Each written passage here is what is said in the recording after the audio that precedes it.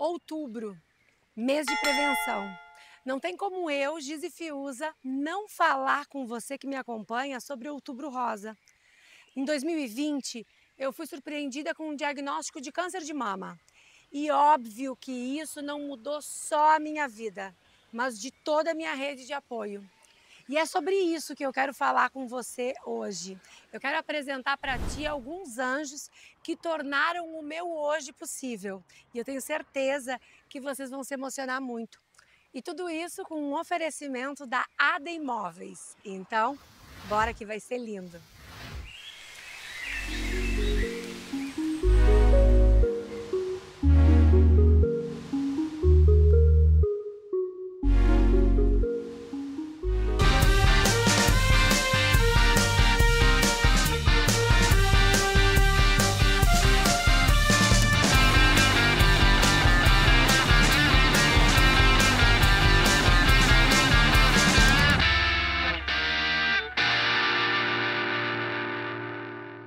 Hoje nós estamos aqui no Faros, a convite da ADA Imóveis, para falarmos sobre câncer de mama.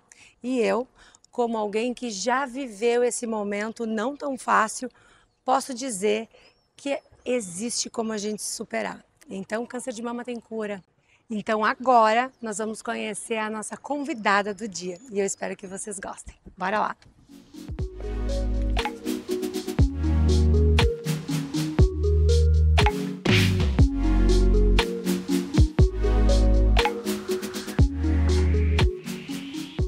Oi, Gizi! Bem-vinda! Bem-vinda!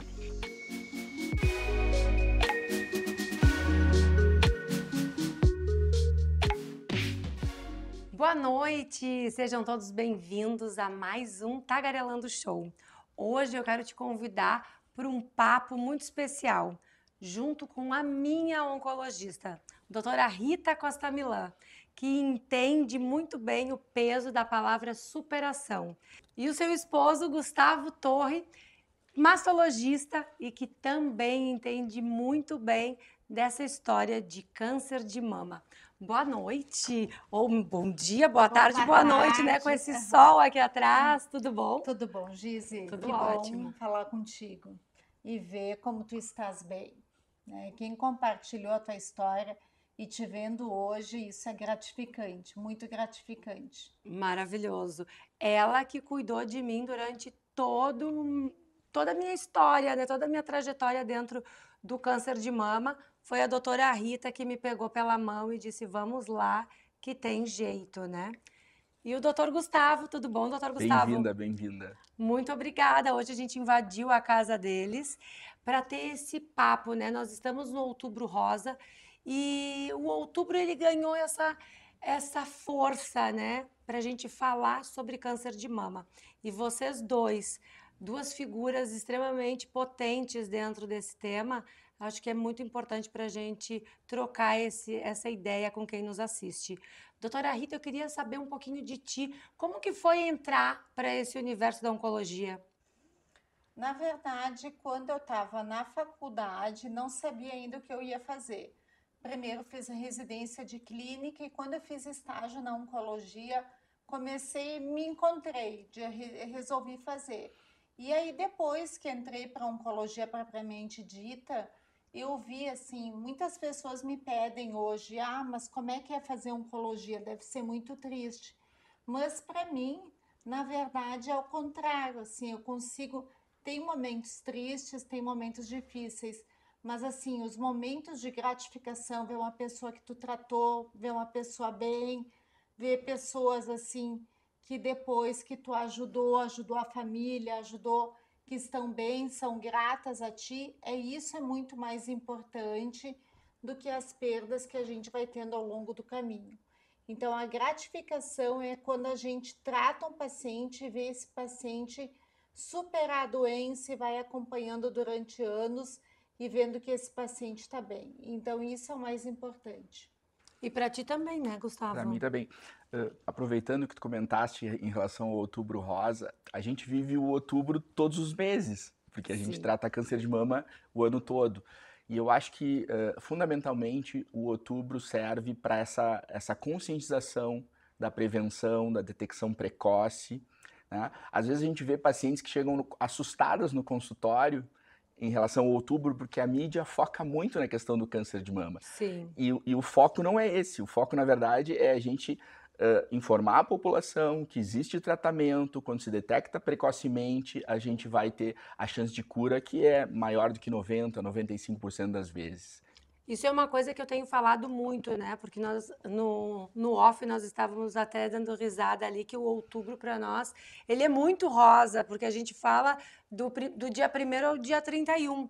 E esse ano eu tenho falado muito, o nome da palestra que eu levo por aí é Sobrevida, né? Ou melhor, risca e bota embaixo sobre a vida. Porque foi uma das palavras que mais me impactou durante a minha história, né?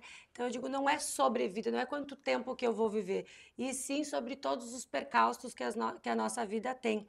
Mas eu tenho falado muito com as meninas que quando a gente fala em prevenção, a gente quer muito mais falar em cuidado, em detectar precocemente.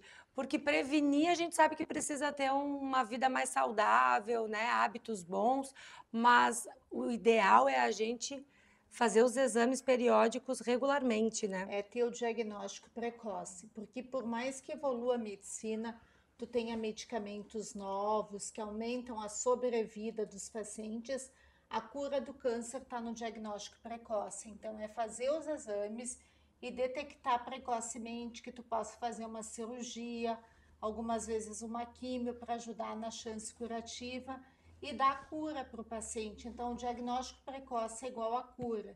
Então, é essa conscientização que a gente tem que passar no Outubro Rosa, assim.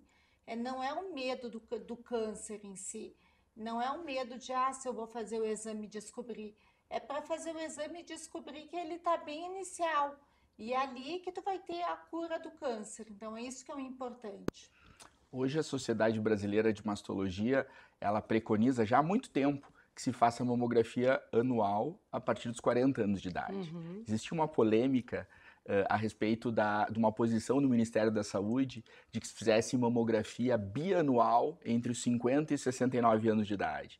Felizmente, recentemente, agora no mês de setembro, houve uma normativa onde o Ministério da Saúde voltou a recomendar que se faça, então, mamografia a partir dos 40 anos de idade. Foi um avanço, e estendendo dos 69 para os 74 anos de idade, essa questão da mamografia. Anual.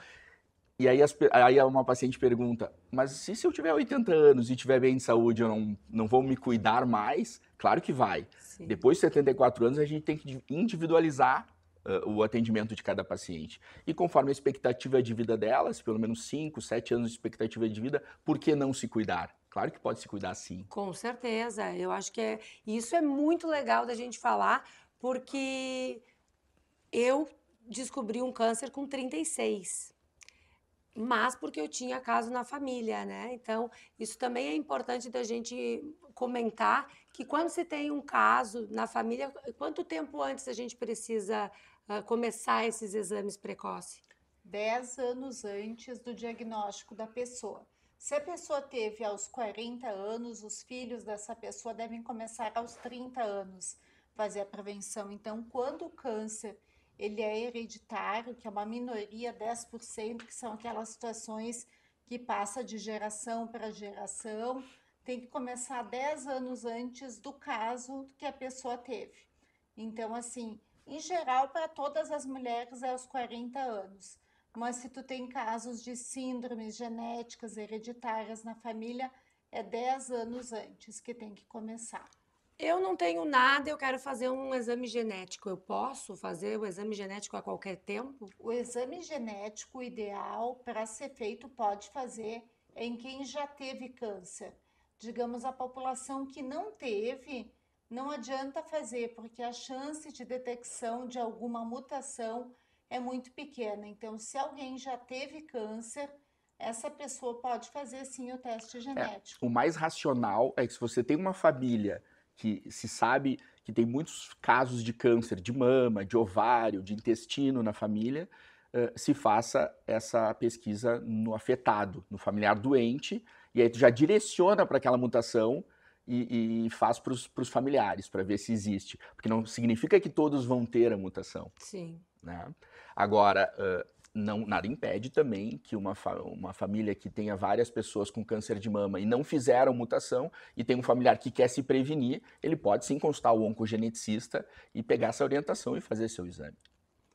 Bom, vamos começar do início, né? Vamos pensar que eu estou no meu banho fazendo o meu autoexame e detectei um nódulo. Eu vou na minha gineco, primeiro pensamento. Da minha gineco, ela vai me mandar para ti, né, Gustavo? Para o mastologista. E aí, Gustavo, como é que tu vai fazer comigo? Eu acho assim, primeiro tem que ver se é uma paciente que já faz seus exames periódicos, né? Mesmo antes dos 40 anos de idade, se tem fatores de risco, começar precocemente, a partir dos 25 anos de idade, já fazer o exame físico da mama, conhecer a sua mama, né? O exame que a paciente faz em casa é importante, porque se ela detecta alguma alteração de retração de pele, de secreção no mamilo, de um aumento de volume da mama, uma área que está irregular, ela já vai procurar o médico mais precocemente, né? Mas, de qualquer forma, em pacientes jovens com mamas densas, é preciso que se faça ultrassom de mamas também. A gente brinca que é Batman e Robin, o ultrassom ajuda a mamografia nas pacientes jovens com a mama densa, onde a mamografia pode não estar conseguindo enxergar tudo aquilo que precisa ser feito. Que foi o que aconteceu comigo. Exato. Eu não, nem no toque, eu quando fui no médico, eu fui na gineco porque era periódico. E por causa da pandemia, ao invés de eu ir de 6 em 6, eu acabei demorando. Eu fui em dezembro de um ano e eu fui em dezembro do outro. Demorou um ano ali nesse time. E foi nesse time que apareceu. Aí a doutora fez o toque, não tinha nada. Eu pedi para ela a mamografia, ela achou que não precisava, insisti, por causa que eu tenho casos na família, peguei a mamografia, na mamografia não apareceu nada. A mamografia estava linda, por causa das mamas densas. Na ecografia, depois de dar aquela vasculhada e eu dizer que dizem que o câncer não tem dor, né, doutora? Eu senti uma fisgada na mama, eventualmente. E quando ela deu uma fincadinha ali na hora da ecografia, eu disse, ai, agora tu achou? É aí. Aí ela olhou e realmente encontrou, então, o tumor. Ele já tinha 1,1 centímetro. Eu fui no doutor, o doutor olhou e disse assim, não, eu te examinando não teria nada. Aí veio toda uma bateria de exames, né? E aí dá a notícia para o paciente. Qual dos dois que dá mais notícia boa ou ruim? Eu acho assim, tu tem que lidar com a notícia da melhor forma possível, né? Primeiro, o médico, ele é um... O exame geralmente vai para vocês. Vem para nós. Pediu a biópsia, né? Às vezes a gente já tem pela característica da lesão, já tem um parecer que provavelmente aquele exame vai dar benigno, que não é nada. Já tranquiliza a paciente, né? Sim. A gente está ali jogando junto, torcendo para que não seja nada. A gente não quer achar, né? Mas a nossa profissão, infelizmente, lida com a questão de achar problema e felizmente é possível se resolver esses problemas. Lógico. Então, quando você tem um diagnóstico de uma lesão que veio positiva, eu acho que tem que sentir muito a paciente que está na tua frente, se ela está acompanhada do familiar, como é que é o teu vínculo criado com ela, para que tu transforme essa informação que é ruim, ao mesmo tempo numa forma de tu dizer assim, olha, existe um problema, mas a gente tem o que fazer para esse problema, e a gente está aqui para te ajudar, e ela se sentir acolhida, que ela tem possibilidade de resolver aquele problema. Até porque se a gente detecta precocemente, a gente tem uma chance de cura muito alta, quando a gente está falando de câncer de mama. Sim. E naquela paciente que tem uma lesão mais avançada, poxa, hoje em dia, com as tecnologias, com as novas drogas, que a Rita pode falar melhor depois, a gente tem avanços muito poderosos em cronificar doença, em deixar essa doença estável e tratar essas pacientes da melhor forma possível. Que medo, né? Os dois dão o diagnóstico, mas eu acho que é a forma como se dá o diagnóstico. Tu pode dar um diagnóstico ruim, mas ao mesmo tempo acolhendo aquela paciente, acolhendo a família, mostrando o que se pode fazer e tem como resolver esse diagnóstico, e isso fica mais sereno. Então, não é só jogar para a paciente que ela tem um câncer, é jogar e ao mesmo tempo tu oferecer as opções que tu tem para ajudar ela a trilhar essa chance de cura. Vocês fazem terapia? Eu Porque é uma coisa muito pesada, né? Olhando da minha janela para quem passou, eu lidei muito bem, porque quem abriu o meu exame fui eu mesmo no meio da rua. Olhei, carcinoma invasor grau 2, maravilha, para quem que eu ligo. Mas a maioria das pessoas não é assim. E eu acho que ali, todos os relatos que eu escuto é como se eu abrisse uma cratera e enxergam esse ser como um ser sem volta. Exato. E aí vocês terem controle emocional e tato para dar esse suporte todos os dias, eu acho algo assim muito grandioso. Por isso que eu sempre digo que vocês são anjos nas nossas vidas, né?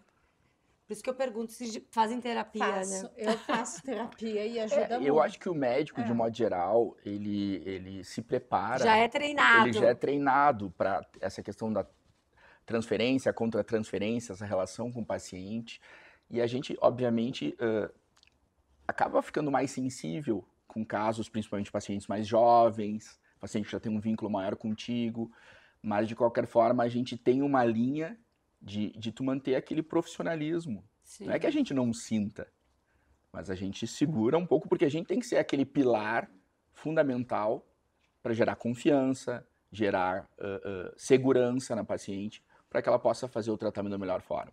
Você imagina se o médico, na frente da paciente, mostrar bambear, mostrar uma intranquilidade, uma insegurança, isso não é bacana. De maneira nenhuma. Não é bacana e ela vai ficar mais insegura. Poxa, será que eu tenho chance? Será que eu não tenho chance? Então, acho que esse treinamento é importante para que a gente possa atender as expectativas do paciente. E quando a gente fala em câncer de mama, Gustavo, a gente pensa sempre em mulheres, né? Mas a gente pode ver isso nos homens também? Sim. O câncer de mama ele é 8 vezes mais raro no homem, mas ele acontece. Né? Embora seja uma glândula rudimentar, o homem também tem glândula mamária. Então, principalmente quando tem uma detecção de um nódulo, de alguma dor, aumento de volume, o homem também deve procurar um mastologista, sim, fazer a sua mamografia, por que não, fazer a sua ecografia, e se for uma lesão, tratá-la como as mulheres fazem. Né? Chama muito atenção na mídia hoje o aumento de casos no Brasil de câncer em mulheres jovens. Né? Existe um estudo que analisou em 22 cidades brasileiras para ver o perfil da mulher brasileira com câncer de mama e mostrou que hoje no Brasil 40% das mulheres com câncer de mama estão abaixo dos 50 anos de idade. Daí aquela importância de fazer mamografia a partir dos 40. Né? A gente sabe que, muito embora o câncer de mama ele é mais comum depois dos 50, 60 anos de idade, mas chama atenção muito em paciente jovem, porque ela ainda não teve filhos, tem que programar a questão de gravidez, né? Tem toda uma questão que está no momento, no auge da sua vida profissional, começando, e aí é impactada por aquela doença. Né? Mas, de qualquer forma, respondendo a tua pergunta, o homem também, sim, tem que se cuidar se detectar algum sintoma, alguma questão que precise ser avaliada pelo mastologista. Viu, meninos? Não é só Novembro Azul, é Outubro Rosa para vocês também. E quando tem câncer de mama em homem, a gente tem que sempre pensar em síndrome hereditária, que geralmente pode ter outros casos na família que nem fique sabendo, mas é obrigatório, quando você tem câncer de mama, investigar a mutação genética. Porque aí a gente pode encontrar, porque as filhas dele, as irmãs, podem ter uma chance maior de ter câncer de mama ou alguma outra neoplasia. E aí, detectando isso, a gente vai para outro tema que é bastante, tá muito em alta, né? Que a gente ouve muitas atrizes, muitos famosos fazendo, que é a mastectomia preventiva. Isso já é uma prática indicada pela mastologia? Na verdade, a mamografia redutora de risco, que a gente chama, antigamente chamava mamografia, mastectomia profilática, né? Mas a mastectomia redutora de risco é uma realidade hoje, né? É uma realidade hoje. A indicação formal dela é geralmente para pacientes jovens, com risco genético muito presente na família, ou uma história familiar muito importante. E a gente pode realmente ter benefício de fazer a redução de risco do lado contralateral. Não é uma questão para todo mundo. Sim, né? Caso a caso. Fazer uma redução de risco numa senhora de 80 anos, cheia de comorbidades, cheia de coisa. O benefício de operar a mama contralateral não vai impactar no tratamento daquela mama doente. E daqui a pouco, para aquela paciente, tu fazer simplesmente tirar um pedacinho da mama onde está o tumor com as margens livres é o suficiente para ela ficar curada. Sim. Então isso é importante que se diga. A redução de risco da mama contralateral, ela está protegendo aquela mama, se aquela mama tem algum risco. Ela não impacta no tratamento da mama doente. O tratamento da mama doente é o da mama doente. O que é diferente de quando nós mastologistas, e hoje se preconiza que se faça reconstrução imediata para todo mundo, inclusive no SUS, é uma batalha nossa. Isso é outra vitória, É outra né? vitória, né? De que se faça reconstrução imediata sempre que possível para todo mundo. É que, às vezes, não é redução de risco, mas você faz a cirurgia do outro lado para simetrizar a mama, para que as mamas fiquem iguais, né? A paciente fique com o corpo dela, com o visual dela, da identificação dela, porque a mama é um órgão de identificação da mulher. Vai muito além Exato. de uma identificação, que é uma coisa que eu também falo muito, que nós mulheres temos 3 coisas que nos caracterizam, que caracterizam a nossa feminilidade, a nossa sensualidade e muitas vezes a sexualidade também, que são as nossas madeixas, né? Os cabelos que nos emolduram, e a gente sabe que não são só cabelos. Quando a gente se vê despida disso, dessa vaidade, a gente olha para o ego de uma outra maneira. As mamas, elas são o nosso maternar, né? Quando a gente pensa em Virgem Maria amamentando seus filhos, né? É alimento, é vida, é sustento. E o útero com o dom de gerar vidas. E quando algum desses órgãos, algum desses está acometido, a gente se sente muito chateado, muito deprimido, muito para baixo. E é maravilhoso a gente ter hoje a reconstrução mamária imediata, é maravilhoso a gente poder, sim, ser olhada, ser vista, os médicos nos enxergarem não só como um paciente, mas também como uma mulher, como alguém que se olha todos os dias e que precisa se ver bem, né? Exatamente. Isso é fantástico. E o câncer de mama tem a questão da mama e tem a questão, muitas vezes, junto com o cabelo. Então, são duas coisas que vão junto, né? E que daí tem um peso muito grande. Depende de como cada paciente consegue levar isso. Por mais que a gente diga que o cabelo vai voltar, vai ficar um tempo que vai ficar sem cabelo. E a gente que sabe, né, doutora? Exatamente. Ó para vocês. E a identificação... Olha o meu também. Também perdi meu cabelo. E a identificação da paciente naquele período fica difícil, né? Então, o câncer de mama traz as duas coisas que têm que ser trabalhadas. Hoje tem a questão da touca, né, Rita? Existe, mas não são todos os serviços e não são para todos os tipos de quimioterapia que previne a queda do cabelo, a touca de resfriamento capilar. Aí eu achei aquilo muito gelado. Gente, aquilo te gela a alma por horas. Eu achei mais fácil ficar despida de mim mesma. E tá tudo bem. Doutor, depois do diagnóstico, depois que a gente já sabe que o tumor é maligno, a gente vai para a cirurgia ou vai direto para a onco? Na verdade, aí tem uma série de critérios, que vai desde o tamanho do tumor, se esse tumor está só na mama, quietinho, ou se ele foi para a axila, se faz os exames de estadiamento. A gente sabe que os sítios onde a mama pode dar raiz, principalmente é no osso, no fígado, no pulmão. Então, esses lugares têm que ser avaliados. E a gente pede os exames e diz para o paciente, eu não quero achar nada, mas eu preciso fazer esses exames, preciso procurar. Se tiver tudo limpinho, não tiver nada em nenhum desses sítios, for localizado na mama e a característica biológica do tumor for menos agressiva, geralmente são aqueles tumores luminais que expressam receptores hormonais. Geralmente a cirurgia em tumores pequenos é preferida que se comece por cirurgia upfront, que a gente chama. Existem outros tumores que têm um sobrenome um pouquinho diferente, que é o HER2 e o triplo negativo, que não expressa nem o HER2 e nem esses receptores, que podendo ter uma agressividade maior e mais quimiosensibilidade, hoje se dá preferência por começar com a quimioterapia, porque tu já está tratando o corpo todo.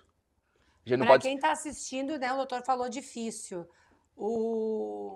Dá uma simplificada para a galera de casa poder entender. Na verdade, assim, esses tipos de tumores mais agressivos... O negativo, ele não tem tomada. Não tem tomada. E aí ele vai ser mais quimiosensível, geralmente. Então, se ele é mais quimiosensível, se começa com a quimioterapia e depois se faz a cirurgia num segundo momento. Isso sempre se discute multidisciplinarmente entre o mastologista e o oncologista da equipe. Hoje a gente não fala mais em câncer de mama, o doutor está tratando sozinho. Hoje a gente tem o mastologista, o oncologista, o patologista, né? Tem o radiologista, tem toda uma equipe que vai analisar o caso e vai ver o que é o melhor para aquela paciente individualmente. Não é receita de bolo que todo mundo trata igual. Que alguém descobre e diz, Gizi, como foi para ti? Mas a Gizi fez cirurgia primeiro. Por que eu não posso? Por que eu não posso fazer o Oncotype, doutor? O que é o Oncotype, doutor? Exato. O Oncotype é um exame genético que procura ver dentro do tumor, analisar alguns genes de agressividade. E que algumas vezes, que por características clínicas, a gente indicaria a quimioterapia para paciente fazendo esse Oncotype, mas é um exame que é de alto custo e os convênios não autorizam esse exame, pode ajudar a paciente a ver que ela é de baixo risco e tirar ela da quimioterapia. E isso não seria bom os planos inserirem, o próprio SUS ter isso para oferecer para o paciente, para reduzir daqui a pouco um custo com quimioterapia? É que o problema é que o custo desse Oncotype muitas vezes é maior do que o custo da quimioterapia. Então, existem alguns convênios que oferecem, o SUS não tem condições de dar para todas as mulheres, porque todas as mulheres que não têm axila positiva ou que têm, às vezes, um linfonodo, até 3 linfonodos, poderia fazer o Oncotype. Então, é um N muito grande de pacientes para dar esse exame que é de alto custo. Gizi, falando em saúde pública, que tu tocou nesse ponto da saúde pública, eu acho importante que se diga que nas pacientes particulares ou privadas, 3/4 das pacientes diagnosticam câncer de mama por exames de rastreamento. 3/4 das pacientes diagnosticam por exames de rastreamento. Ela não tinha sintoma nenhum, ela fez a mamografia, fez a ecografia e diagnosticou. No caso do SUS, no caso de saúde pública, é o contrário. Elas diagnosticam 15% por exames de rastreamento e em 3/4 das vezes porque elas já estão com sintoma ou já estão com um nódulo mais aumentado. Então, o que a gente tem que conscientizar no Outubro Rosa é justamente isso, que as pessoas procurem fazer mais rastreamento para que a gente diagnostique no SUS tumores menos avançados que vão gerar menos necessidade de quimioterapia, de cirurgias maiores, de mais alto custo no tratamento daquela paciente. Isso é bem importante. Doutora Rita, depois que o Gustavo manda a paciente para ti, começa a história do tratamento, como que funciona essa parte? Em relação ao tratamento, existem vários fatores que a gente analisa em cada o tratamento é individualizado, né? Tem pacientes que pode fazer só a cirurgia, a rádio, tratamento hormonal, quando o tumor é dependente de hormônios, que é 70% dos tumores das mulheres são dependentes de hormônios. Tem pacientes que precisam de químio. E qual é o tipo de quimioterapia? Depende do tamanho do tumor, se tem linfonodos na axila e depende desse comportamento biológico que a gente chama a receptores de hormônios, a proteína HER2, se é triplo negativo, geralmente tem que fazer. E aí depende da idade da mulher, se vai fazer a quimioterapia branca ou se tem que fazer a vermelha, que a vermelha é a mais tóxica, porque ela dá uma queda de cabelo que nem a máquina de resfriamento consegue controlar e dá mais náusea, vômito, e depois a branca. Isso é um medo das mulheres, É um inclusive. medo Quando, eu não precisei fazer as vermelhas. Ai, tu tá fazendo as vermelhas? Como que tá sendo? Isso é uma curiosidade e um medo muito grande. Geralmente a vermelha ela fica para tumores de mais alto risco. Quando o risco não é tão alto, a gente pode abolir a quimioterapia vermelha e fazer a quimioterapia branca. E depois disso, se a mulher é dependente ou o tumor é dependente de hormônios, a gente tem que usar uma medicação que a gente chama de hormônio, mas que na verdade é um anti-hormônio, que é para bloquear os hormônios sexuais na mulher e levar essa paciente para a menopausa. Vocês viram como eu tô feliz, né? Muitas vezes a paciente está na menopausa, mas pacientes jovens a gente leva a menopausa precoce. E isso gera uma série de efeitos colaterais, porque assim, são todos os sintomas que são antecipados anos. Então, são os fogachos, o ressecamento da pele, a questão sexual altera da paciente, risco de osteoporose, então tem vários efeitos. Mas é que o benefício do hormônio é tão importante para a mulher que a gente não pode negar baseado nos efeitos colaterais. Então, o benefício ele reduz a chance de ter um tumor na mesma mama ou na outra mama, se não retirou, e reduz a chance de voltar em outra parte do organismo. Mas e aí depois, por exemplo, tu vai tomar 5 anos ou 10 anos, e aí depois esse hormônio ele não volta? É que não, no momento que tu bloqueou, ele está bloqueado, ele não volta. No momento que tu bloqueou a produção, não volta a produção no organismo. E depois que tu fez 10 anos, que é o máximo, hoje se faz 5, 7 ou 10 anos. Depois que tu fez 10 anos, tu continua prevenindo o 11º, 12º, 13º, continua prevenindo os outros hormônios. A senhora vai aumentar minha dose, então os meus, porque assim, eu Tem. 6 meses que eu fiquei sem, eu achei que a vida voltou. Voltou, mas tu vai Nem vem com essa história que matou todos os hormônios, ter não. que Não, é que depois tu pagou 6 meses, né? Mas A depois pessoa emagreceu, a pessoa ficou, olha que alegria, olha, vê a cara, ó, saudável. nós vai recuperar esses 6 meses depois, tá lá na cadernetinha, se recuperar. Era o segredo nosso. Mas o que que acontece? Depois de tantos anos, 5, 7 ou 10 anos, eles não voltam mais. Aí a mulher entra numa menopausa definitiva na maior parte das vezes. Daí tem que andar com um vidro de azeite embaixo do braço. Mais ou menos. Passado. A não ser que seja paciente muito jovem, dos seus 20 aos 30 anos, que nunca gestaram. Algumas vezes tem mulheres que voltam a menstruar depois e que podem gestar, inclusive. Hoje em dia nós temos estudos mostrando que a gestação após o câncer de mama é segura, Aquela bomba de hormônio não corre, não tem risco, é segura. A mulher ela pode ter o seu filho, pode gestar, se é o desejo dela. Então a gente tem estudos que asseguram que isso mesmo, a questão hormonal da gestação, não é um risco para a paciente, para a doença retornar depois. Mas jamais fazer uma reposição hormonal. Reposição hormonal está contraindicado em tumores que são dependentes de hormônios. Para sempre. Para sempre. Pois é, não é fácil, né? Aí depois de tudo isso, a gente ainda tem a opção de fazer radioterapia ou a mastectomia, Isso. né? A radioterapia ela é sempre indicada nas mulheres que não retiraram toda a mama. Se ela retira só o nódulo, só aquele quadrante da doença, ela tem indicação de fazer a radioterapia complementar para evitar que a doença volte. Na mastectomia é difícil a mulher ter que fazer rádio depois, a não ser que o tumor seja acima de 5 centímetros. Senão, não existe necessidade de radioterapia. E hoje em dia as técnicas de radioterapia também evoluíram, que uma vez eram 25 sessões, Hoje em dia a gente consegue tratar as pacientes em 5 sessões, em uma semana. Que maravilhoso, isso é fantástico. Fantástico.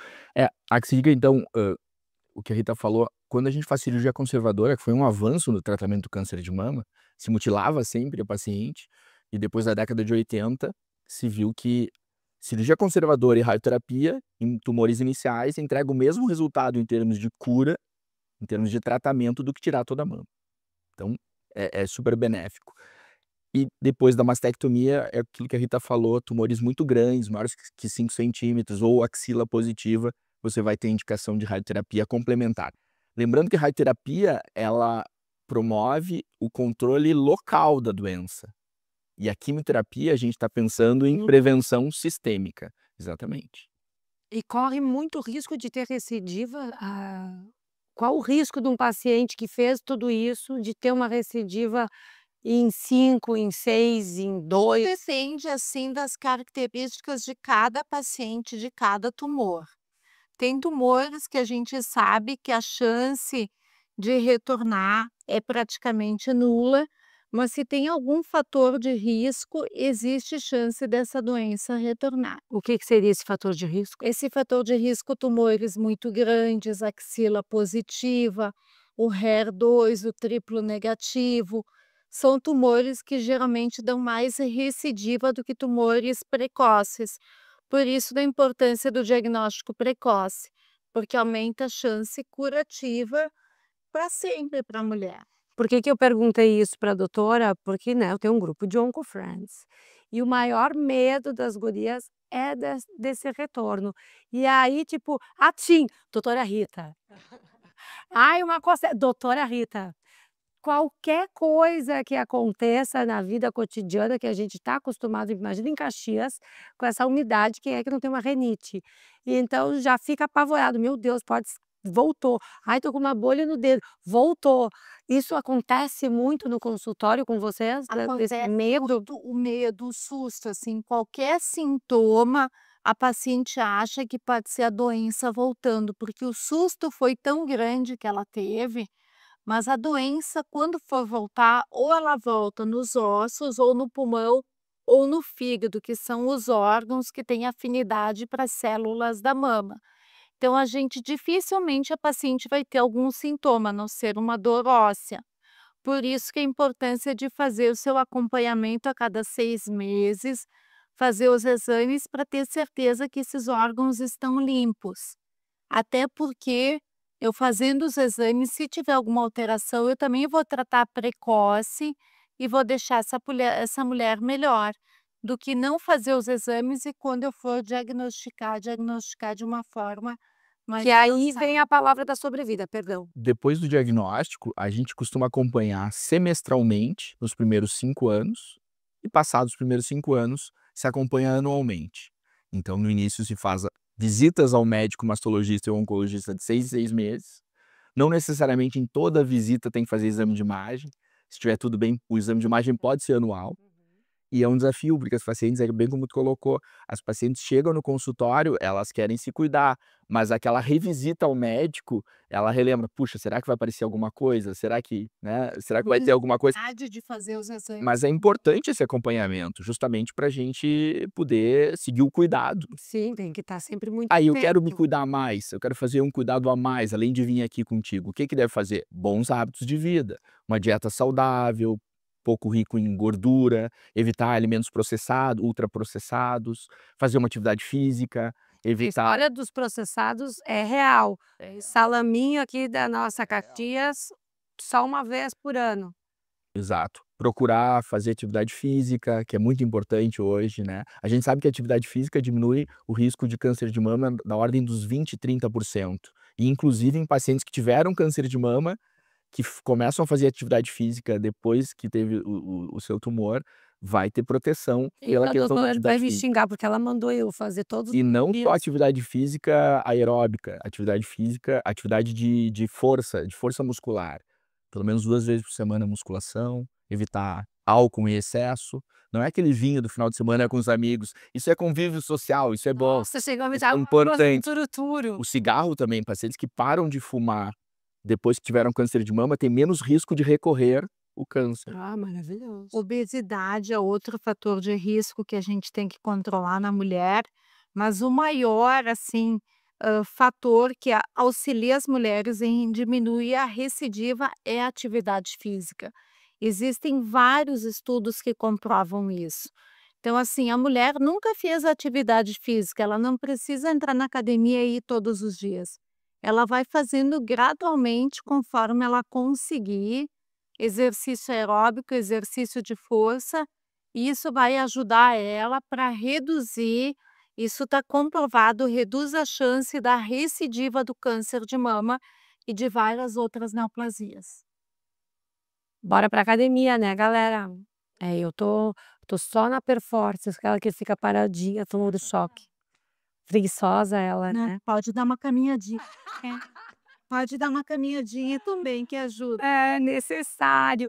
E só pra gente encerrar, que eu sei que as meninas vão me perguntar, que é uma dúvida sempre muito grande, qual a diferença entre a mastectomia, bilateral com como é que me fugiu o nome agora, Deus? Com implante? Aquela que tira o bico.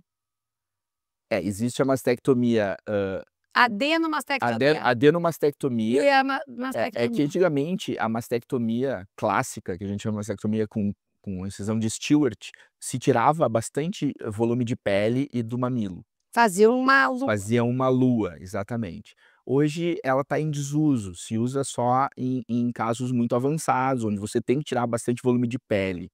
Hoje, o que se faz de modo geral, quando se pode, é preservar toda a pele e preservar o mamilo, que a gente chama de nipple sparing mastectomia, que é a mastectomia, adenomastectomia, preservando toda a pele e o mamilo da paciente. Geralmente se faz biópsia atrás do mamilo para ver se esse mamilo está saudável, ele pode ficar, e aí se reconstrói a mama e a paciente fica com a sua estética mamária preservada. Maravilhoso, que dica boa, né? Olha só quanta informação no Tagarelando de hoje. E para a gente finalizar, eu quero primeiro agradecer vocês pela permissão, por abrirem a porta da casa de vocês, por me receberem aqui, por todo o carinho, né? Nesses quase 5 anos, eu já estou quase passando uma sobrevida. O que a gente vai fazer depois? Vamos ter que pular junto de bug jump agora. Olha aqui, é um desejo, depois de todo o meu processo, eu tô afim. Porque a doutora, falando tanto, né, em superação, tanto vivendo, né, vivenciando tanto isso de fora, acabou vivenciando isso dentro também, né. Bem rapidinho, como que foi esse processo para ti, Rica? No início foi um processo, quem não sabe, há 3 anos eu tive um AVC hemorrágico extremamente grave, fiquei 40 dias em coma.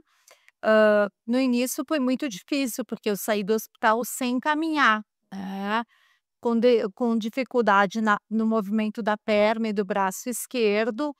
Ainda bem que a parte cognitiva, a parte do lado direito, isso se manteve. Então, no início foi difícil eu me aceitar como uma nova pessoa, porque eu tive que elaborar um luto da Rita que existia para uma Rita nova. E foi assim, através de muita ajuda da família, muita fé, muita ajuda, muita fisioterapia, que eu agradeço imensamente a meus fisioterapeutas, que em 6 meses eu consegui ficar de pé novamente e voltar a caminhar, e continuo fazendo fisioterapia hoje. Então eu sei o que é passar por um procedimento difícil, um procedimento que te coloca em risco a vida. Então, assim, alguns Acabou pacientes perdendo o cabelo também. perdi o cabelo por causa da cirurgia, fiquei sem cabelo, mas olha, hoje 3 anos depois também voltou o cabelo. Então, assim, foi uma situação difícil, mas é uma situação que exigiu muita determinação, eu tive muita Força de vontade. força de vontade e força da família, muita fé, que eu desejava voltar e voltar a trabalhar, ser a Rita de antes, na verdade com o fantástico. pé mais no freio, que é o que eu posso fazer agora, porque eu ainda sigo em reabilitação, mas assim, eu consegui voltar às minhas atividades, então isso para mim não tem preço. Eu digo sempre que o passado é uma história e o presente é uma dádiva que eu tenho. O futuro a gente não sabe. Mas é um orgulho, né, é um exemplo de vida e um exemplo também como rede de apoio Nós duas temos homens incríveis, né? Parabéns por tu ser não só esse médico, mas essa pessoa sensacional que esteve e está sempre, né? Para ti também deve ter sido muito difícil, porque nesses 40 dias que ela lutava internamente, tu lutava aqui fora com todas as tuas forças e todas as tuas armas, né? Exatamente. Acho que é fundamental o apoio da família, os amigos, a equipe médica e multidisciplinar que tratou ela foi fundamental. E ter fé, né? Muita fé que as coisas vão dar certo, ser otimista, né? Buscar os objetivos, superar as dificuldades.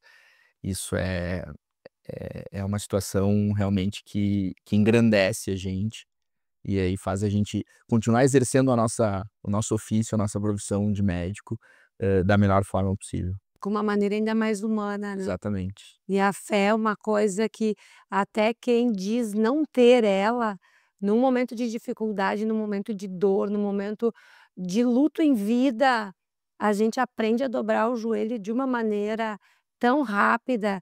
Quando tu vê, tu tá assim. Eu lembro que eu ia a Caravaggio toda semana, eu rezava e aí vinha uma amiga e dizia: "Bate um tambor", e eu batia o tambor, e vinha o outro e dizia: "Faz não sei o que", eu fazia. Porque Deus está em todos os Se é para lugares. ajudar, tá valendo, né? Tá valendo. Deus está em nós, né, não é à toa que tem um eu ali muito presente. Exato. Isso é sensacional. Muito obrigada, Gizi, também por nos dar essa oportunidade de a gente esclarecer, porque por mais outubros rosas que existem, o esclarecimento é fundamental, né? E se a gente deixa uma mensagem, é o diagnóstico precoce, fazer os exames de rotina, não pular um ano, tem que fazer, não tem que ter medo do diagnóstico. Se acontecer, a gente vai ver as formas de resolver isso, mas de se fazer os exames, porque o diagnóstico precoce é a cura do câncer. É isso aí. A dica é se cuidem. Se cuidem, Cuidem. gurias. É isso aí, se toquem, não tenham medo. O maior prazer é a gente estar atento conosco mesmo. Muito obrigada. Obrigada aos nossos patrocinadores, né? A ADA Imóveis hoje está oferecendo esse conhecimento para todas nós. Nós temos aqui o Mercado do Queijo, que nos presenteou com uma tábua maravilhosa. E nós temos, óbvio, Casa Perini, um brinde à vida, um brinde Casa Perini. E esse é um solidário para vocês. É um mimo muito especial. Obrigado. Parte desse da arrecadação, né, parte do dinheiro arrecadado vai para as instituições, vai para o IMAMA, então a Casa Perini está sempre super à frente, né, eu tenho muito orgulho de representar uma marca que pensa não só em nos deixar felizes, mas também em ajudar em causas tão importantes. Ótimo. Muito obrigada. Muito obrigado. Obrigadão. É isso aí, galera. E agora nós vamos conhecer mais um empreendimento ADA Imóveis, lá com as minhas Oncofriends. Eu não poderia deixar de contar um pouquinho das histórias delas também, né, aqui nesse momento. Beijo, até já!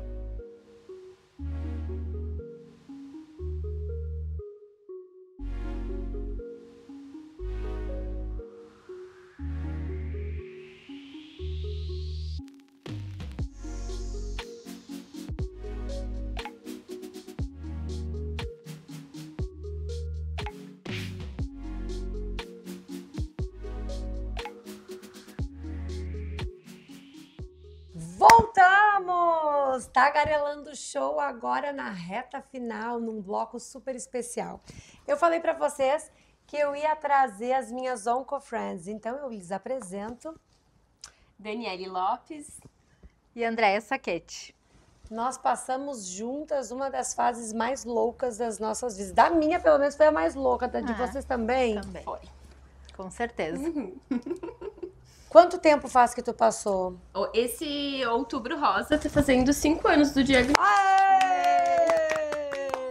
5 anos. Um bom motivo para comemorar, né? Com certeza. Hoje vamos brindar, brindar muito, brindar a vida. Que isso é o que eu acho que a gente precisa brindar cada vez mais. Com certeza. Sabe que eu acredito que vocês também, assim como eu, outubro é um mês que a gente acaba sempre falando por aqui, por ali, contando um pouquinho da nossa história, da nossa vivência. E esse ano eu tenho falado muito, quando a gente fala em prevenção, eu falo em diagnóstico precoce. Quando a gente fala em autocuidado, eu falo que o melhor e maior autocuidado é a gente se amar, é a gente brindar a vida todos os dias.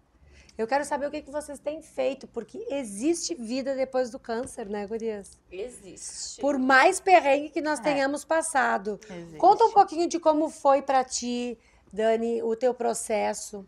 Bom, então o meu processo, ele já estava num estado avançado do câncer. Eu tive um carcinoma triplo negativo, grau 3. Então, ele vai de 1 a 5, né? O grau 3 já é bem avançado. O tipo dele era um tipo bem agressivo. Então, quando eu senti, foi bem durante a pandemia. Então, foi muito louco, porque era muita coisa acontecendo ao mesmo tempo. A pandemia foi, por um lado, no meu caso, né? Pra mim, pensando em mim, foi uma coisa positiva, porque todo o meu processo que eu passei bem intimista, né, dentro de casa, não parei de trabalhar, mas só atendia as minhas clientes de sempre, não peguei clientes novas, então mudou toda a minha rotina. O que tu fazia? Eu fazia estética na época, eu era profissional de designer de sobrancelha, igual a Deia, né? Inclusive, nós temos muitas coisas em comum, né? Eu já parei pra pensar sobre isso, as nossas idades e filhos e um montão de coisas em comum que É verdade. a nossa... Nos aproximou também. E também, né? Mas é interessante, né? Os caminhos se entrelaçando com tantas coincidências. Coincidências, né? E pra mim a pandemia foi de uma forma boa, porque pra mim foi mais leve. Eu tava dentro de casa, mas todo mundo tava, né? Então não foi uma coisa assim que, nossa, senti muito. Tu tava descobriu todo mundo quando? sentindo. Eu senti o caroço em março de 2020. Início do ano. Isso, e eu fui ter o diagnóstico mesmo só em outubro. Meu No meio de Deus. outubro rosa, tive o diagnóstico e aí, assim, já comecei a tratar. Terminei meu tratamento em maio de 2021. Em junho, agosto, eu fiz a cirurgia e depois acabou. Eu não precisei fazer rádio, eu fiz a mastectomia bilateral total, né? Bilateral total com preservação de mamilo sem. Com preservação, consegui preservar. Eu já tinha prótese, então eu só troquei a prótese de um só, né? Porque o Dr. Flávio Ribas me disse que era melhor a gente não mexer no outro, que ele ia fazer um bom trabalho e de fato fez. Foi um artista que foi uma das pessoas da minha equipe, né? Da equipe lá do Nacom, que eu fiz todo o meu tratamento lá no Nacom. Tu também, né, Giz? Sim, no SUS, o Nacom. Toda pelo SUS. Então foi uma etapa bem difícil, né? Eu sou uma mãe... Quem que era tua onco? A doutora Jana. Doutora Jana e o doutor Ribas. Isso. Dois profissionais maravilhosos. Maravilhosos. Mas toda a equipe, né? Toda a equipe, todas as enfermeiras. Nossa, eu me senti muito acolhida. Não tenho, assim, nada pra falar, sabe? Maravilhoso pra mim. Sim, eu foi também. tudo. Elas me carregaram no colo. Foi muito, muito, muito, muito. Tu passou o teu... Conta um pouquinho tu agora, Deia. Vou contar. Ai, Jesus! Vou contar. E depois a gente não pode esquecer de contar da coincidência, né? Que foi depois quando tu me deu a tua notícia, né? Sim, aquilo foi um tendel. Então eu, assim, eu tinha um filho de 4 anos na época e o outro de 5 meses. E aí descobri... 5 meses? 5 meses. Amamentava ainda? Puerpério. Amamentava. E assim, do primeiro filho tava dando tudo errado a amamentação, deu tudo errado, não foi da forma que eu gostaria. E do segundo tava tudo certo. Mas aí tinha que fazer a minha revisão, né, dos 6 meses ali pós-parto. E já tava quase chegando na hora, eu já disse, eu vou agendar porque eu preciso, né, Tu ir lá tinha algum revisar. sintoma, alguma coisa? Não era sintoma, mas eu tinha muita mastite, que é quando empedra o leite, né? E eu tive muito problema, assim. e justamente na mama direita. E eu comecei a ficar meio, não, mas, né, tomava remédio e tal, melhorava e voltava. Aí um dia eu tinha uma dentista muito querida, que é minha amiga agora, e eu fui lá e fiquei sabendo que ela estava com câncer de mama. E aquilo me acendeu um alerta. Eu pensei, nossa, ela tão jovem, né?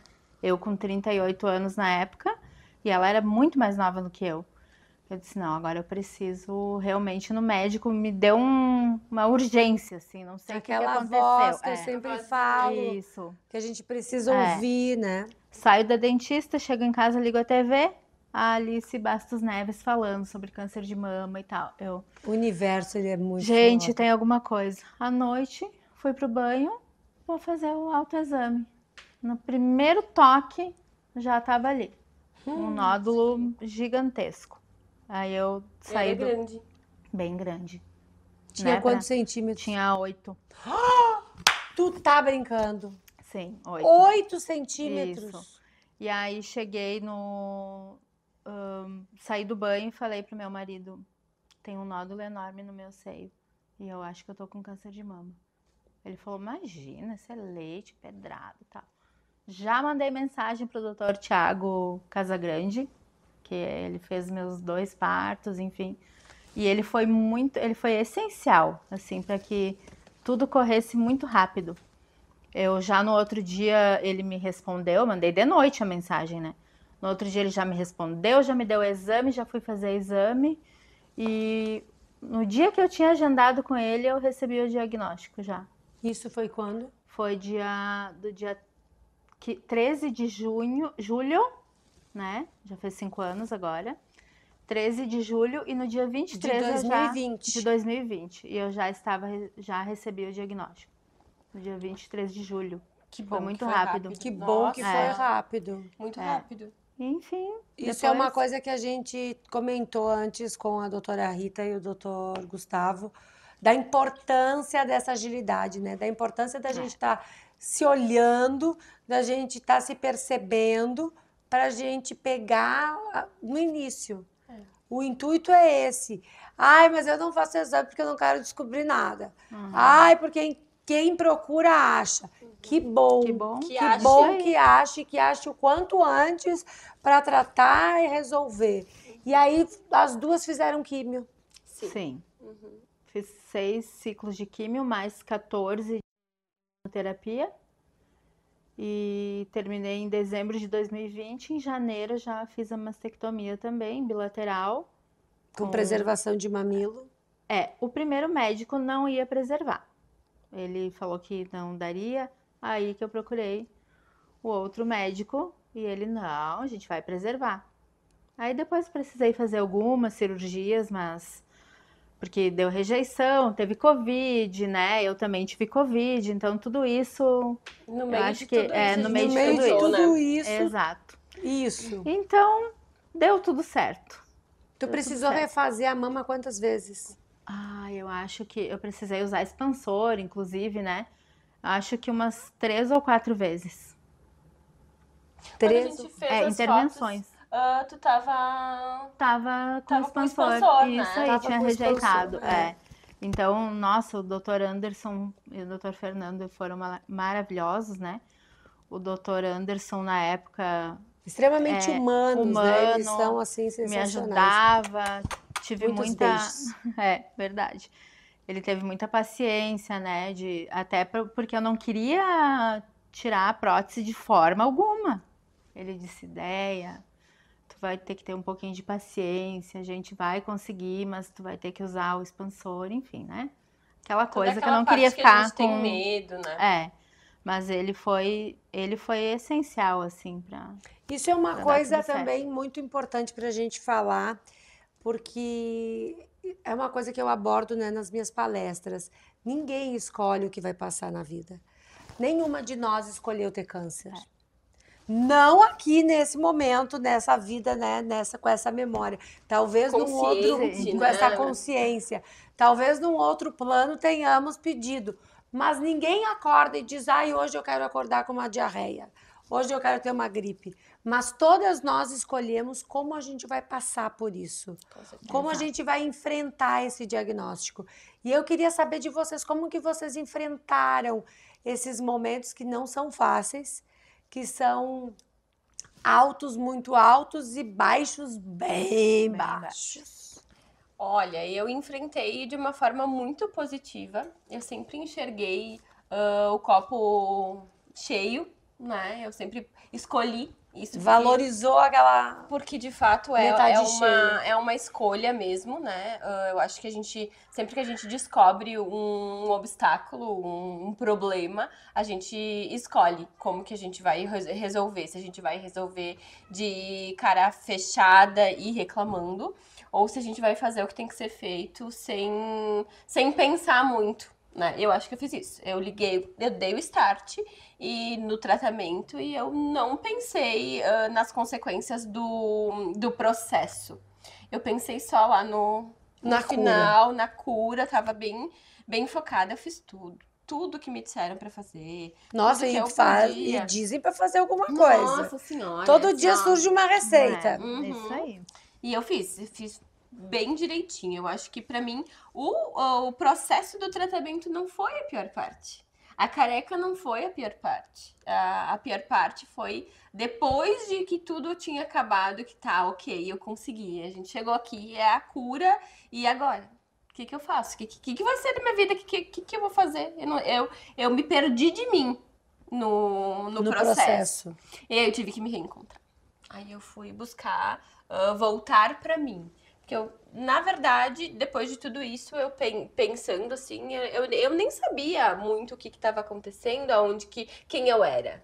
E depois de tudo isso, que eu me centrei e voltei pra mim. Não, agora eu sou essa pessoa. Ou eu quero ser essa pessoa focada nos próximos passos. Sabe? Eu acho que pra mim a parte mais importante aí de todo o processo e mais difícil, mais desafiadora mesmo foi da conclusão, sabe? Depois que concluí tudo, é isso, acabou, eu não tenho mais nada. Eu hoje sou uma pessoa diferente, mas pós-câncer, né? Porque isso a gente carrega. Uma coisa que foi muito importante, que hoje, quem me conhece hoje, quem me olha hoje, nunca vai dizer, né? Que ela passou por isso. Mas a gente fica com algumas coisinhas do câncer, por exemplo, a menopausa, que acho que tu não ficou, né, Gi? Sim e não. Depois vamos entrar nesse assunto. Pra mim, a menopausa hoje é o que mais me tira do meu trilho, assim, sabe? Que eu preciso voltar muito pra mim, me centrar, me equilibrar, porque eu não posso fazer reposição hormonal, né? Então tem que matar no osso do peito. Essa é a parte que eu ainda preciso conviver, administrar, acolher.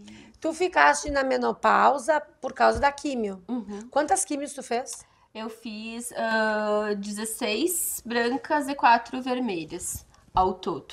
E a menopausa começou na primeira. Primeira químio já senti. Tu tava com quantos anos? Tava com 31 anos. Nossa. Uhum. 31 anos. Então agora tu tá com 36 e já na menopausa. Uhum. Desde da primeira químio, né? Na menopausa, os primeiros sintomas, eu já nunca mais menstruei. Nunca mais, nem... Não, essa é a parte menos dolorosa. Não, essa eu nem sinto falta, né? Tranquilo. Tudo tranquilo. Eu acho que a questão emocional, a questão humoral, o humor é meu uma Deus. desgraça. É. Sem contar a parte sexual, né? Que isso, a libido, a lubrificação, o tesão, que vai muito além do sexo, né? Mas o tesão da vida, aquela energia que te dá aquele ímpeto de levantar de manhã cedo, é uma coisa que os nossos hormônios nos trazem. E não estar com ele 100% dá uma baixa e deixa a mulherada 40 e tantos mais apavorada. Tu imagina aos 30. E é muito forte. Eu brinco que na época da minha avó, que eu via ela lá se abanando com o lencinho secando, eu achava, não é tudo isso. É tudo isso. Nossa, tudo mais, isso né? e muito Tem mais. muito mais. Eu tenho uma tia que eu amo, tia Genesi, Que eu lembro quando ela estava começando a menopausa, nós nos almoços de domingo, ela dizia assim, gente, para! Ó, tá vindo! Ó. E aí ela começava a ficar vermelha, ela dizia assim, olha! Ai, alguém me abana! Eu digo, eu vou ficar igual. Já sinto essa energia. Eu não tenho calorão ainda, não. É bem assim. E assim, às vezes tu tá lá no meio de uma reunião de trabalho e aquele negócio vem e aí não tem, e daí tu soa, tu começa a escorrer, tu te perde. Eu já fiz a conta de quantas vezes eu tenho por dia, já em alguns casos, os calorões de hora em hora. Meu hora em Deus. hora E o tu te noturno perder. pra mim é pior. Nossa. O noturno é pior. Pensa que tu tá ali no teu dia a dia, na vida, né? E aí tu te perde porque tu sente aquele calorão e junto vem uma sensação de ansiedade e tu não entende o que tá acontecendo. É péssimo. É bem difícil. A gente não endoida porque não tem que endoidar. Porque a gente já é doida. A gente eu já é acho. doida, é isso aí. Então, a Dani hoje tá trabalhando com o quê? Hoje eu trabalho na Emerdog, um plano de saúde pet. Olha, Emerdog, a gente precisa de apoio aqui no Tagarelando. Vem tagarelar. Eu trabalho na parte comercial, né? Então, faço toda a parte de vendas, coordenação de vendas. E também, essa mudança de trabalho, de tudo também, são consequências de tudo que a gente passou e que eu passei com o câncer, porque o câncer me fez mudar de profissão. Né? Depois que eu voltei ao meu normal, eu voltei a atender as minhas clientes, mas era um assunto muito presente e eu não estava mais sabendo administrar isso, lidar com isso. Sim, porque acaba sendo muito repetitivo, né? A gente tem que estar toda hora voltando a sentir aquilo, voltando a viver aquele momento que não foi um momento fácil, né? Fácil. Não é uma coisa que a gente queira lembrar, a gente lembra, né? Óbvio. Mas não é uma coisa que eu quero lembrar e que eu quero falar, ai, porque eu passei por isso. Aí tu acaba falando muito e isso era uma coisa que eu queria tirar da minha vida. Não que tu queira esquecer, mas tu não quer ficar vibrando sempre naquilo, Nessa energia. sabe? Naquela energia. Então eu precisei mudar de profissão também, me reinventar e pra mim foi a melhor coisa que eu poderia ter feito. E a tua filha, ela sempre lidou bem antes, durante e depois? Então, eu sou uma mãe solo, né? Então, foi bem difícil durante todo o processo, porque eu não queria que ela visse eu sofrer. Consegui isso, né? Acho que ela nunca teve nenhuma situação, assim, muito ruim. Ela me pedia bastante se eu ia morrer, porque, sei lá, talvez tinha isso na cabecinha dela. Mas... E como lidar com isso? Isso era uma forma que eu tinha de defesa, era que eu encarei o carecão, né? Me amei careca, eu me curti bastante, aprendi a me amar naquela fase, mas... Depois vem fotos, vamos colocando imagens aí disso. Mas a Alice foi... Ela é muito tranquila, então foi mais tranquila pra ela, porque ela não viu muita coisa, assim, sabe? Consegui deixar ela...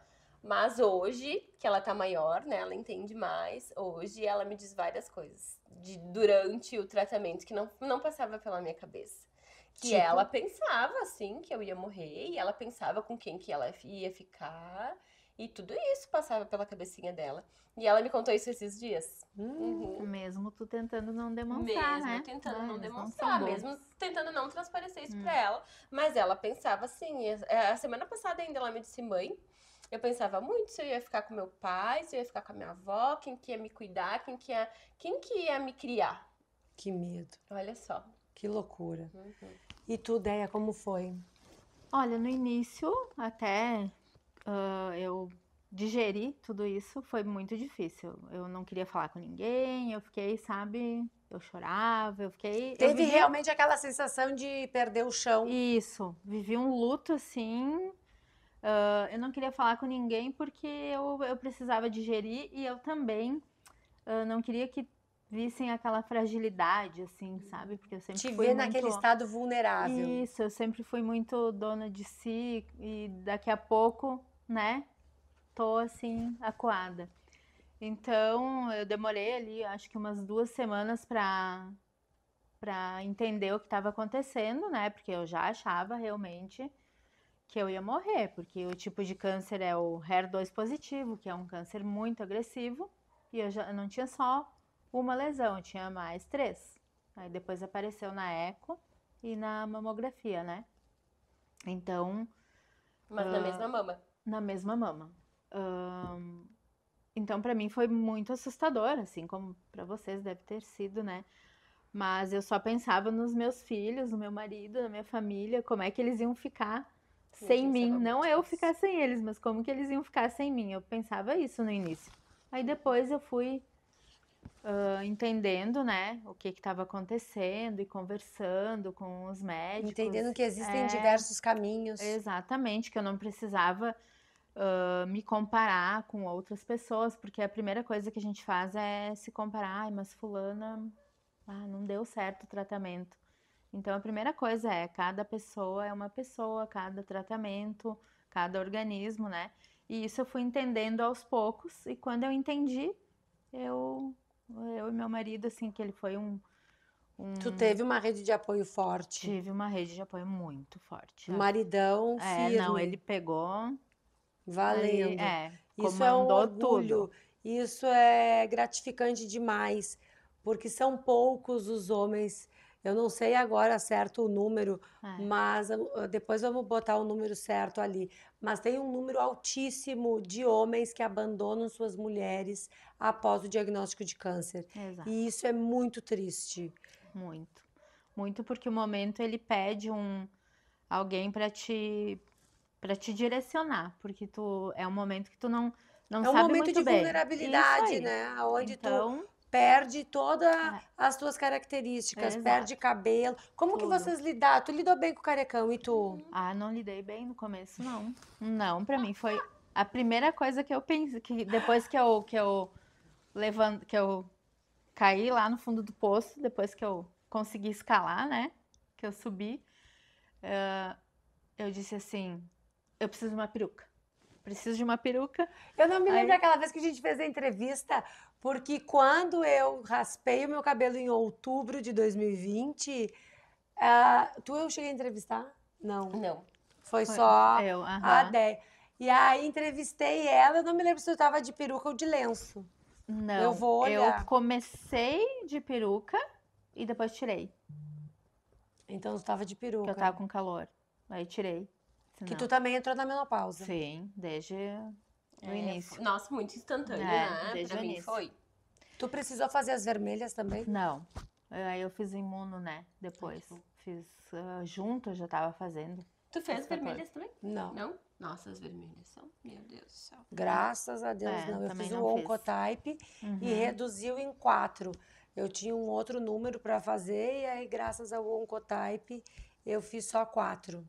E o Oncotype é um exame que nós falamos, né, no bloco anterior, mas é um exame que custa uma média de 15 mil reais e que nem todo mundo tem a oportunidade, né, de fazer. Por isso que eu, às vezes, bato na tecla se o SUS não poderia, daqui a pouco, possibilitar, disponibilizar, né, e diminuir o número de químio, que é um tratamento tão Agressivo. agressivo. Né? É Exato. agressivo, é caro, é É. desnecessário em alguns casos, né? Fazer todo o tratamento.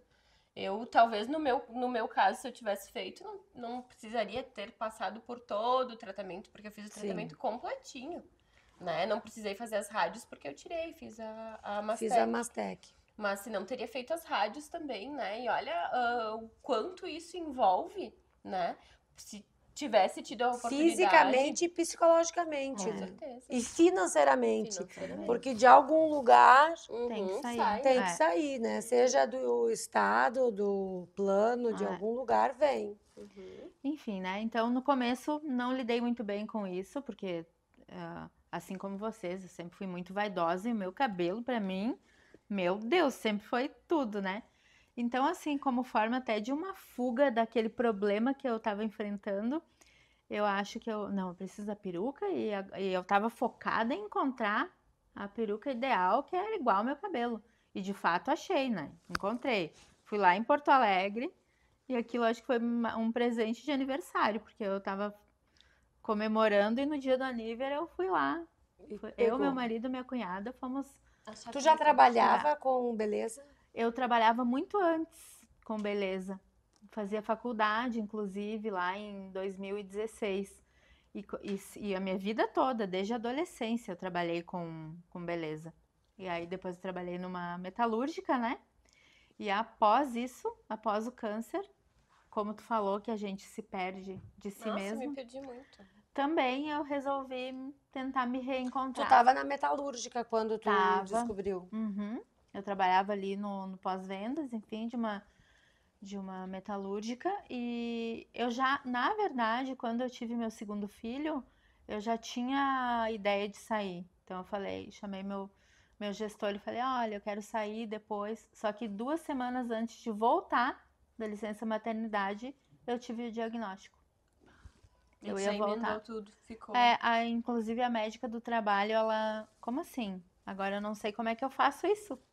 Vou fechar uma licença e Pra abrir a próxima. para abrir a próxima. Então ainda fiquei Um ligada susto. foi um susto. Fiquei ligada à empresa por um tempo. Aí depois eu mesma pedi a alta do INSS porque eu queria já começar a atuar ali na estética. Mas assim, em Tu contrapartida não também, ficou. Quanto tempo eles te deram de INSS? Que acho que geralmente eles dão de 6 meses, 1 ano, 2 anos. não, quase 3 anos. Quase 3. Em função de tudo, né? Sim, que é muito perrengue. E aí depois tive que fazer mais cirurgias, enfim, não me liberaram. E depois acabou que eu Foi lá e pediu. fui lá e disse, ó, não quero mais. Me libera me disso libera que tem que disso. ficar lembrando. E em contrapartida eu comecei a me realizar com o que eu gosto. Não foi só coisa ruim que aconteceu, eu também comecei uma nova faculdade, que eu já sou formada na área administrativa, voltei para a área da estética, agora estou quase me formando, né? Já engatei aí uma pós.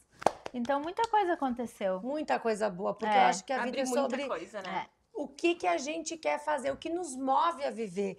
Eu não sei vocês, mas eu lá atrás me sentia muito perdida. Eu queria voltar para a Tailândia, eu queria voltar, eu queria viajar, eu me sentia muita falta da vida que eu tinha como modelo. E ver que a minha vida tinha tomado outro rumo me trazia um desconforto. E depois do câncer, quando eu entrei realmente para dentro de mim e ressurgi, eu acho que as coisas elas ficaram muito mais claras. E aí também voltei a estudar. Estou concluindo a faculdade de jornalismo. Olha. E quem sabe não fazer aí uma pós em alguma outra coisa. Vamos ver. Mas isso é bacana porque nos traz vontade, nos traz propósito, nos traz vontade de viver, né? Isso é maravilhoso. Eu acho que a vontade de viver é quando a gente dá muito mais valor pro nosso momento presente, né? Porque depois que a gente tem um diagnóstico desse, eu acho que qualquer pessoa, independente do diagnóstico ou câncer do que quer que seja, ela pensa que o que todo mundo deveria pensar, né? Que a vida é hoje, a gente não sabe até quando. Somos seres finitos. A gente não sabe até quando que a gente vai estar aqui, se a gente vai morrer atropelada ou por uma Por um espirro. doença, ou seja lá o que for. Então, pra mim, a vida passou a ter um outro sentido. Que a vida é hoje, eu tenho desde a hora de que eu abri o olho até a hora que eu fechar de noite, quando eu for dormir. E no outro dia eu não sei se eu vou estar aqui. Então eu vou fazer tudo Agradecer, aproveitar, né? tudo que eu tenho vontade, da forma que eu tenho vontade, hoje eu respeito muito mais a minha vontade. O que eu quero pra mim? O que eu quero fazer hoje? O que me satisfaz, o que me deixa feliz, o que eu gosto de fazer, o que eu gosto de comer, o que eu gosto de sentir. Eu prezo muito mais esses sentidos, sabe? Degustar a vida de uma forma diferente. A gente entender e perceber que a vida é finita, perceber a finitude, isso faz a gente mudar um monte de pensamento, né, que a gente tinha antes. Com certeza. E sobre a careca, Gizi, que eu não terminei, depois que eu comecei a usar a peruca, eu usei umas 2 ou 3 vezes, eu abandonei e aceitei a careca. Então, assim, é tudo questão de de aceitação, de se amar, de tentar de outras formas. Então, eu não usava peruca, mas eu botava um brincão, eu me maquiava. Então, eu fui me reinventando. Então, né, gurias, baseado nessa aceitação, nessa ressignificação, bora brindar? Bora! Eu quero vamos dar lá. um giro nesse AP. Enquanto a gente vai se organizando, o Di dá um giro para a gente mostrar mais um empreendimento da Ada Imóveis. Bora? Vamos lá.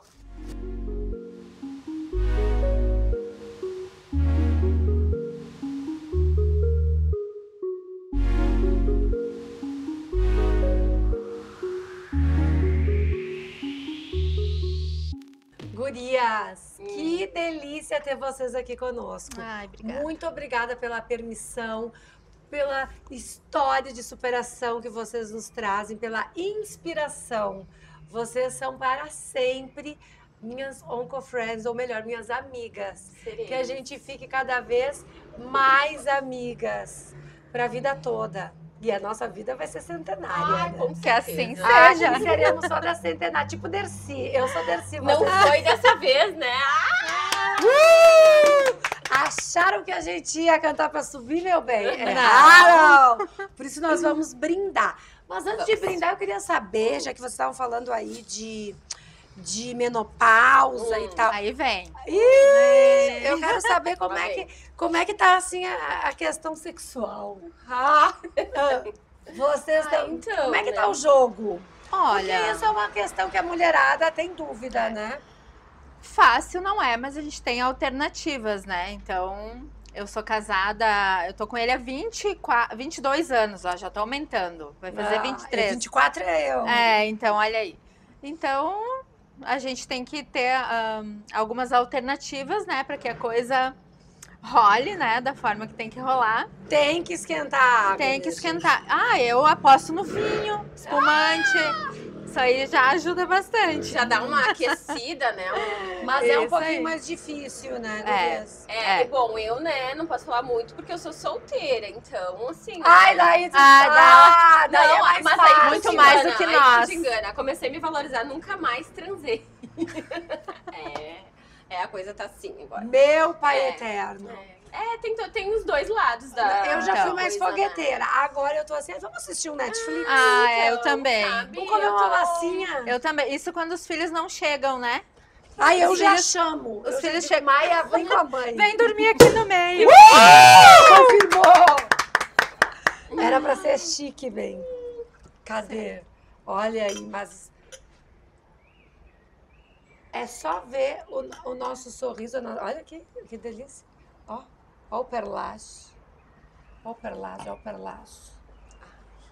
E aqui? Chique demais. Não, Casa Perini, sempre nos melhores momentos, Brasil. Olha. Essa é a melhor, a Rosé. Eu amo Rosé Brut. Agora vem as festas, Ano Novo, Natal, piscina, verão, calor, praia, gente, muito espumante. A gente tem que ter. Eu já vou servir a produção. É isso aí. Todo mundo merece vir aqui brindar. Nossa patrocinadora aí, representando o Ada Imóveis. E eu quero a Ada Imóveis conosco até o final do ano e o ano que vem também. Nós em todos os apartamentos mobiliados. Viu que sucesso esse aqui? Uau. Mostrar todos. Bom, como vocês viram que nós estamos felizes, umas caras saudáveis, isso significa que a gente transa e transa muito. Então, Seja com a gente mesma. Então, gurias, Saúde. um brinde à vida, um brinde Casa Perini e um sucesso sempre. Viva la vida. Viva la vida! Agora eu já pensei, Delícia. volare! O papo tá bom, mas eu sei que a gente já estourou o nosso tempo. Então, muito obrigada pela sua presença e lembra de seguir o nosso Instagram, @tagarelandoshow. Já te inscreve no canal, ativa o sininho e peça, compartilhe, mande para muitos amigos, comente. A gente quer muito a sua interação todos os dias por aqui. Um beijo e até a próxima. Tchau! Uh!